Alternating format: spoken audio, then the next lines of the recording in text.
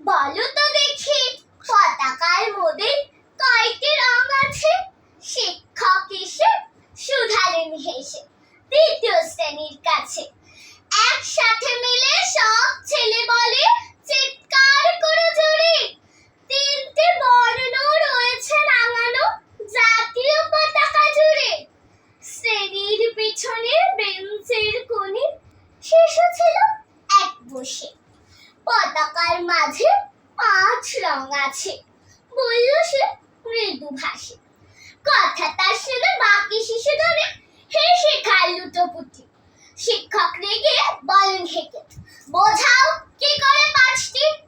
মাথা নিচু করে ভয়ার তুষারি সরল শিশুটি বলে, ওপরে গেরুয়া মাঝখানে সাদা, সবুজ আছে তার তলে, আর আছে আঁকা গোলাকার চাকা, নীল রং আছে এতে।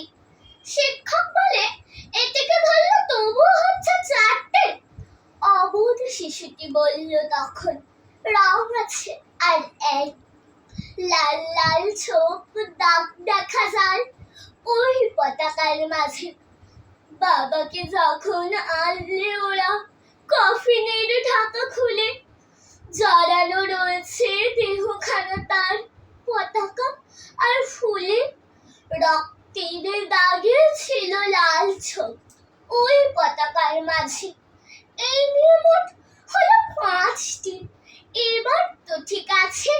সরল শিশুটির জবাব খানি কাঁপিয়ে দিল বুক, অশ্রু এলো নয়ন ভরে, শুকনো হলো মুখ।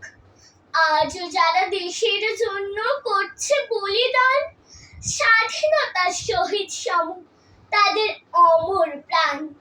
হয়েছে স্বাধীন, পেরিয়ে গেছে 77টি বছর,